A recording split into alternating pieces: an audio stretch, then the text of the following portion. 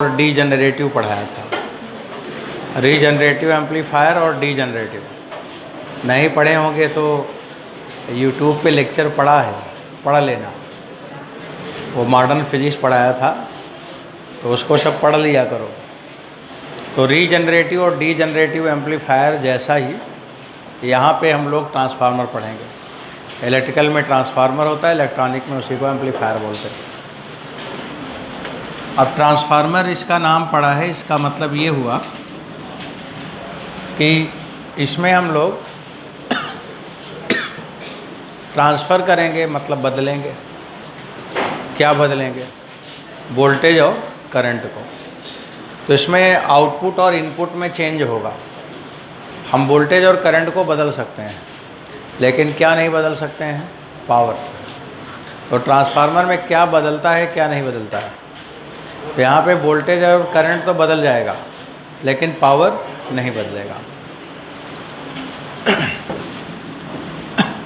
Device, ये जो device है, a device which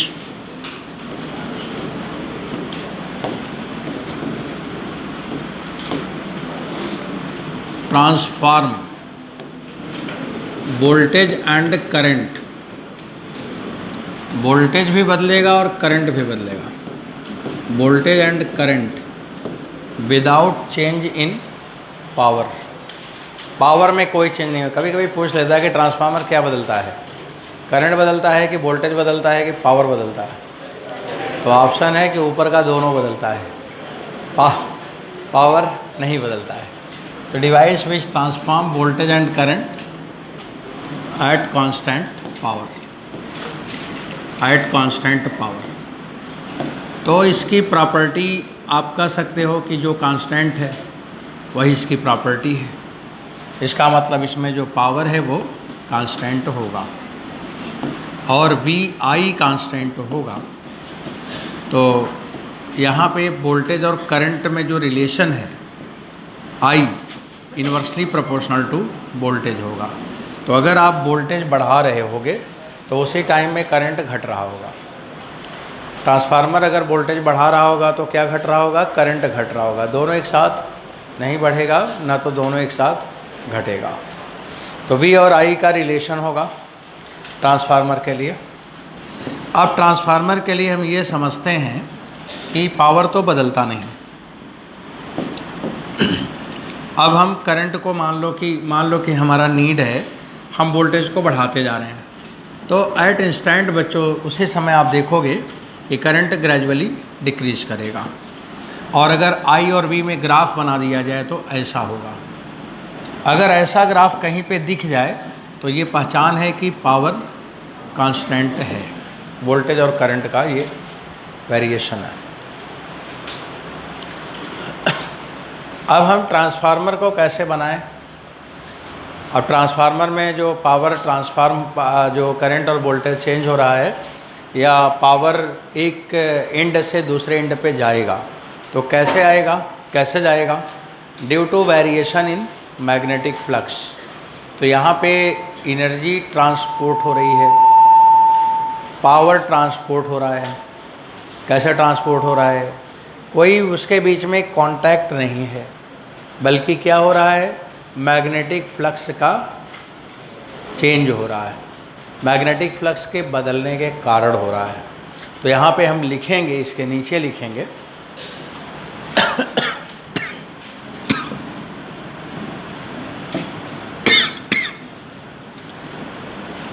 power transportation, power transportation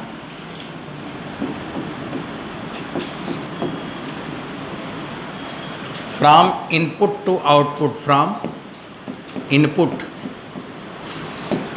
to output due to variation in magnetic flux, due to variation in magnetic flux. तो magnetic flux का अगर variation नहीं होगा ना तो कोई पावर का ट्रांसपोर्टेशन नहीं होगा। इसका मतलब मैग्नेटिक फ्लक्स का बदलना बहुत ज़रूरी है। लिखा कि power transportation from input to output due to variation in magnetic flux. तो ट्रांसफार्मर में फ्लक्स बदलता है कि कांस्टेंट रहता है? फ्लक्स बदलता है। तो फ्लक्स अगर बदलता है तो फिर इसका मतलब उसमें फ्लक्स कैसे बदल सकता है? लगातार बदल सकता है जब उसमें करंट बदले, क्योंकि ट्रांसफार्मर तो हम एरिया तो बदलेंगे नहीं कि छोटा बड़ा ट्रांसफार्मर बनाते रहेंगे। जो ट्रांसफार्मर बना दिया। अब उसमें केवल आप क्या बदल सकते हो? करंट बदल सकते हो। तो करंट बदलने के लिए इसीलिए हम लोगों ने किस में यूज़ किया है? अल्टरनेटिंग में यूज़ किया है। तो करंट अल्टरनेटिंग क्या है? बदलता रहता है टाइम के साथ, कभी प्लस हो रहा है कभी माइनस हो रहा है। तो जब करंट बदल रहा है टाइम के साथ तो उससे फील्ड बदल रहा है टाइम के साथ, और जब फील्ड बदल रहा है टाइम के साथ तो फ्लक्स बदल रहा है टाइम के साथ। तो वाई वी यूज़ अल्टरनेटिंग। तो ट्रांसफार्मर क्या डायरेक्ट करंट में लगेगा? डीसी में लगेगा तो पावर ट्रांसपोर्ट होगा, क्योंकि फ्लक्स ही नहीं बदलेगा तो क्या कर पाओगे? इसलिए ट्रांसफार्मर डीसी में नहीं लगता। ट्रांसफार्मर किस में लगता है? एसी में। एक बार किसी से इंटरव्यू में पूछ लिया गया था कि ट्रांसफार्मर कहाँ यूज़ करते हैं, एसी डीसी दोनों में? बोला कहीं लगा दीजिए आपका मन। तो डीसी में नहीं मन काम करेगा, एसी में काम करेगा। तो बच्चों यहाँ पे लिखा है वेरिएशन इन मैग्नेटिक फ्लक्स। अब इसका मतलब हुआ कि मैग्नेटिक फ्लक्स बदलना चाहिए टाइम के साथ। तो टाइम के साथ बदलना चाहिए, इसलिए करंट बदलना चाहिए टाइम के साथ। तो हम लोग कौन सा करंट यूज़ कर लिया? Alternating current. अल्टरनेटिंग को यूज़ करने का कारण यही है कि फ्लक्स को बदलना पड़ेगा, इसलिए अल्टरनेटिंग करंट में ही यूज़ होगा, डीसी में यूज़ नहीं होगा। अब एक तो ये बात हुआ कि कैसे एनर्जी ट्रांसफ़र होगा। अब इसका कॉन्सेप्ट क्या होगा? अब इसमें एक इनपुट होगा और एक आउटपुट होगा। इनपुट में भी फ्लक्स होगा, आउटपुट में भी फ्लक्स होगा। अब ये फ्लक्स का आपस में रिलेशन कैसा होगा? अब देखो आगे समझाते हैं।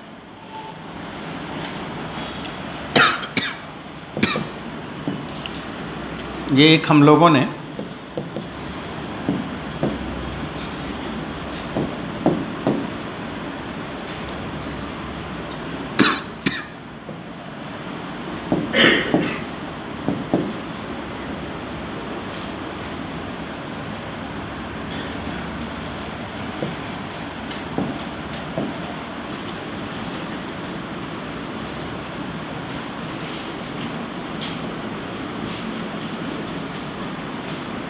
अब देखो ये सब एक डिवाइस है, अब इसको बना रहे हैं तो समझना है आपको। देखो ये जो लोहे का आयरन ब्लॉक है, ये लोहे का ब्लॉक है,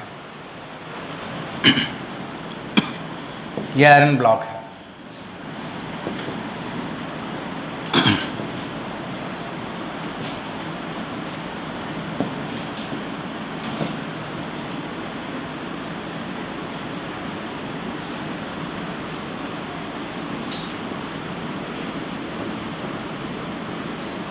चलो ऐसे ही अच्छा लग रहा था, हटा इसको। आयरन ब्लॉक, ठीक।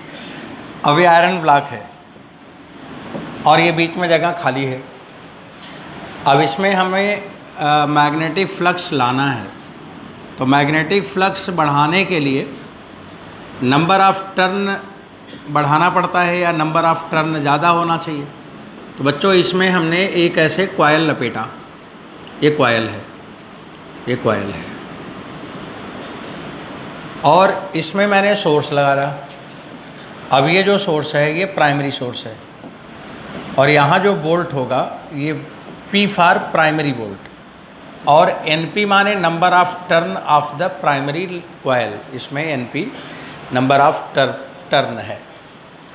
ऐसे इधर भी हम लोगों ने कुछ टर्न को लपेट दिया।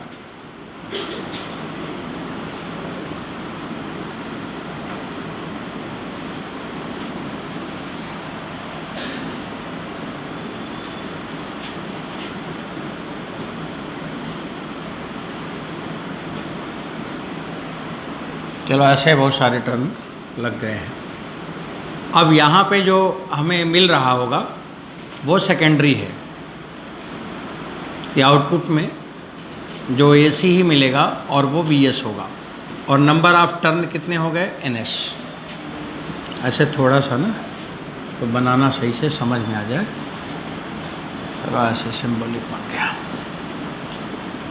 अब नंबर ऑफ प्राइमरी और नंबर ऑफ सेकेंडरी हो गया। इसमें एक चीज़ यहाँ पे एक और प्रॉपर्टी है कि जब इधर से मैग्नेटिक लाइनें जाएंगी और उस वाले पे मैग्नेटिक लाइनें पहुँचेंगी, प्राइमरी से निकल के कहाँ जाएंगी, सेकेंडरी पे। इधर वाली मैग्नेटिक लाइन उधर जाएंगी, तो flux per unit turn constant होगा।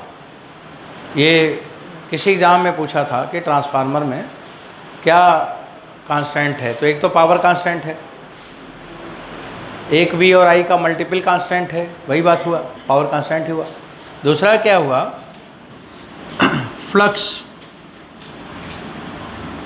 फ्लक्स पर यूनिट टर्न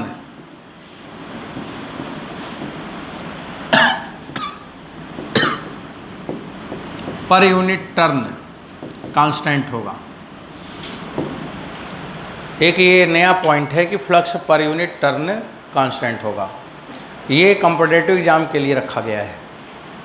यही वाला बात बच्चे नहीं जानते, बाकी सब जानते रहते हैं, और जो जानते वो एग्ज़ाम में आता नहीं, जो नहीं जानते हुए पूछ लेता है। अब यहाँ पे flux per unit turn constant होगा। हम ऐसे डिज़ाइन करेंगे कि flux per unit turn fix हो जाए। ये भी एक प्रॉपर्टी है इसका। ऐसा नहीं कि जैसे पाया तार लपेट के रख दिया, कुछ उसके पीछे का लॉजिक होता है। अब अगर यहाँ पे फ्लक्स हम लिखेंगे primary flux upon number of turn primary turn, और यहाँ पे लिखेंगे flux for secondary upon number of secondary, ये कांस्टेंट होगा। फ्लक्स और नंबर ऑफ लिखा है ना, फ्लक्स पर यूनिट टर्न, तो फाई पी अपान NP बराबर फाई S अपान NS, ये कांस्टेंट होगा। ये इसकी एक प्रॉपर्टी है, और एग्ज़ाम में यही ज़्यादा पूछा गया है, और यही बच्चे ढूंढते हैं, और वो सवाल किताब में पढ़ लेते हैं, इधर उधर पाते बेचारे नहीं समझ पाते, छोड़ देते हैं, बोलते जाने दो, ये हमारे लिए नहीं है। अब ये कांस्टेंट है, ये प्रॉपर्टी है, इसे किताबों में सब लिखा है, NCERT की किताब में भी लिखा है। ऐसे नहीं लिखा है, वो थ्योरी में लिखा है कि फ्लक्स पर यूनिट टर्न को कांस्टेंट मेंटेन करना चाहिए। तो करना चाहिए क्या, कर दो। करना चाहिए क्या होता है, करो। अभी मैंने कर दिया। अब आगे देखो अब क्या होता है बच्चों। मैंने लिखा 1/NP, और इसके बाद लिखा जाएगा d∅P अपान dt। ये खराब देखने में लग रहा है, मिटा दो। मिट भी नहीं रहा है, लो अब ऊपर करके लिखते, इधर लिखते। अब आपने लिखा 1/NP और d/dt, और फ्लक्स प्राइमरी बराबर 1/NS d/dt फ्लक्स सेकेंडरी। अब वेबर ने कहा था कि रेट चेंज इन फ्लक्स बराबर वोल्ट, d∅dt क्या है, वोल्ट है। इसका मतलब यहाँ पे हुआ प्राइमरी वोल्ट अपान प्राइमरी टर्न बराबर सेकेंडरी वोल्ट अपान सेकेंडरी टर्न। तो एक ये कांस्टेंट हो गया, तो एक ये भी कांस्टेंट हो गया कि वोल्ट पर यूनिट टर्न भी कांस्टेंट होता है। वोल्ट पर यूनिट टर्न क्या होगा, कांस्टेंट होगा।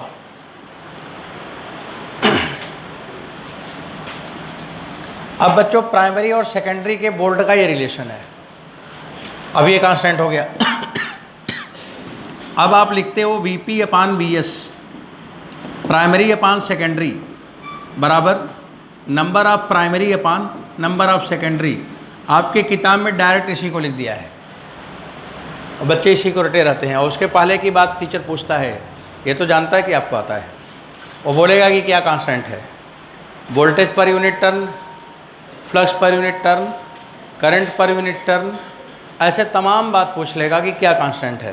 तो आप सब देख रहे हैं सब कांस्टेंट है, ये भी कांस्टेंट है, ये भी कांस्टेंट है, दोनों इक्वेशन लगे हुए हैं। पर यूनिट टर्न वोल्टेज भी कांस्टेंट है और पर यूनिट टर्न फ्लक्स भी कांस्टेंट है। इतनी बात समझ आ गई। तो अब देखो यहाँ पे NP/NS आ गया। अब बच्चों इधर मैं लिख रहा हूँ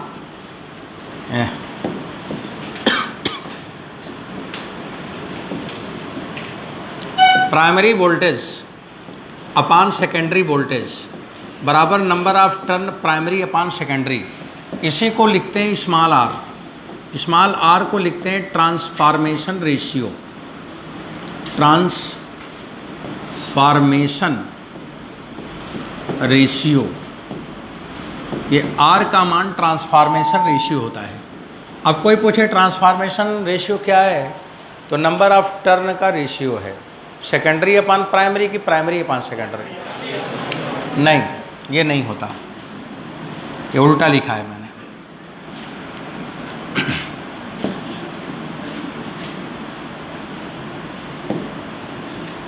ये नहीं होता है, ये उल्टा लिखा है। हमें क्या चाहिए, हमें सेकेंडरी चाहिए। कहाँ से चाहिए? प्राइमरी से। और जो हमें चाहिए वो हमारा फाइनल टर्म होता है, इसे ट्रांसफॉर्मेशन रेशियो कहते हैं। तो आर क्या होता है? NP/NS नहीं, NS/NP होता है। ठीक है, NP/NS नहीं होता है, NS/NP होता है। यहाँ पे ऐसा है ये। अब हमारा आउटपुट क्या है? प्राइमरी थोड़ी है। आपका आउटपुट क्या है? आप क्या चाहते थे? प्राइमरी चाहते थे कि सेकेंडरी चाहते थे? सेकेंडरी चाहते थे, तभी तो ट्रांसफार्मर की ज़रूरत पड़ी ना भाई। तो इसलिए हमारा आउटपुट है VS, ये हमारा रिजल्ट में आ गया। अब मेरे काम की चीज़ यहाँ से शुरू हो गई। अभी हम मैथमेटिकल डेरिवेशन लिया और अभी हम इस पे आ गए कि मैंने ट्रांसफार्मर बना लिया, नंबर ऑफ टर्न ऐसे लगा दिया, नंबर ऑफ टर्न ऐसे लगा दिया कि ये सारी चीज़ों को फॉलो करे। और अब ट्रांसफॉर्मेशन रेशियो पे आके बात टिक गई। बच्चों फिर सुनो, अब अगर R का मान 1 से बड़ा है, इसका मतलब सेकेंडरी टर्न प्राइमरी से ज़्यादा है। सेकेंडरी में टर्न आपने ज़्यादा लपेट दिया। अब अगर सेकेंडरी में टर्न आपने ज़्यादा लपेट दिया तो VS VP से बड़ा हो जाएगा। देन और अगर सेकेंडरी बड़ा हो गया तो इसका मतलब उसने वोल्टेज को बढ़ा दिया, और बढ़ा देने को कहते हैं स्टेप अप। स्टेप अप और या तो स्टेप डाउन होगा, दो ही तो होगा ना। तो अगर ये बढ़ा दिया तो ये क्या हुआ? Step up, step up transformer. तो स्टेप अप ट्रांसफार्मर हो गया। अब आपको कैसा ट्रांसफार्मर चाहिए, ये कैसी रिक्वायरमेंट है, उसके हिसाब से आपको ये काम करना है।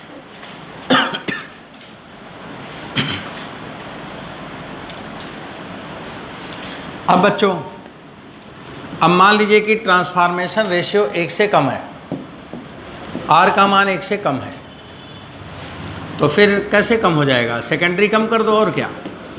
और जैसे सेकेंडरी कम करोगे तो VS कम हो जाएगा। इसका मतलब सेकेंडरी का वोल्टेज कम हो गया, तो हम इसे बोलते हैं स्टेप डाउन ट्रांसफार्मर। ये स्टेप डाउन ट्रांसफार्मर हो गया। एक स्टेप अप और एक स्टेप डाउन हो गया। तो दो तरह के ट्रांसफार्मर आपको दिख रहा है, एक स्टेप अप और एक स्टेप डाउन। ट्रांसफॉर्मेशन रेशियो ज़्यादा है तो अप बोलना, और कम है तो डाउन बोलना।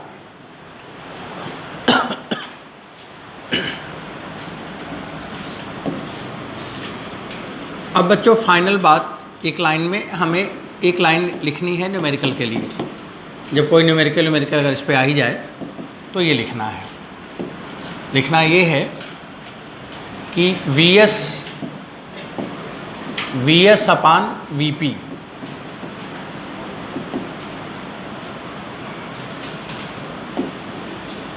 VS अपान VP बराबर NS अपान NP। नहीं, ये कांस्टेंट यही तो है।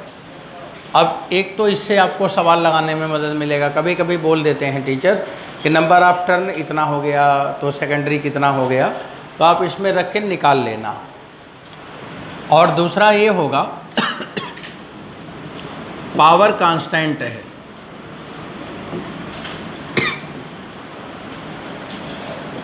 तो IP अपान IS बराबर हो जाएगा VS अपान VP। पावर बराबर हो जाएगा ना, बराबर हो जाएगा NS अपान NP। इससे ये पता चला कि voltage proportional to number of turn है और current inversely proportional to number of turn है, और पावर नंबर ऑफ टर्न पर इंडिपेंडेंट है। तो जो वोल्टेज है, करंट है, पावर है, कैसे टर्न पे डिपेंड करेगा। तो इफ़ यू इंक्रीज टर्न, कोई भी टर्न बढ़ा दो, प्राइमरी का बढ़ा दो टर्न तो प्राइमरी का वोल्टेज बढ़ जाएगा, सेकेंडरी का टर्न बढ़ा दो तो सेकेंडरी का वोल्टेज बढ़ जाएगा, और अगर टर्न बढ़ा दोगे तो करंट घट जाएगा। प्राइमरी का टर्न बढ़ा दोगे तो प्राइमरी का करंट घट जाएगा, सेकेंडरी का टर्न बढ़ा दोगे तो सेकेंडरी का टर्न घट जाएगा। तो बच्चों ये जो लिखे जा रहे हैं ना, थ्योरेटिकल लिखे जा रहे हैं। थ्योरेटिकल यही सब पूछता है, वो ये नहीं बोलेगा कि ट्रांसफार्मर बना के सचित्र वर्णन करो, उसमें यही सब पूछेगा जो चित्र में चल रहा है, कहाँ क्या बदल रहा है। अब चलो, ट्रांसफार्मर की कहानी यहीं तक है, कंप्लीट हो गई। स्टेप अप और स्टेप डाउन, दो तरह के ट्रांसफार्मर हैं। सवाल दे देगा प्राइमरी सेकेंडरी के टर्न तो निकाल लेंगे। अब इसमें जो कुछ और पॉइंट है कि ट्रांसफार्मर में पावर नहीं बदलता, वोल्टेज और करंट बदलेगा, और ऐसे बदलेगा कि वोल्टेज और करंट का मल्टीपल कांस्टेंट रहे।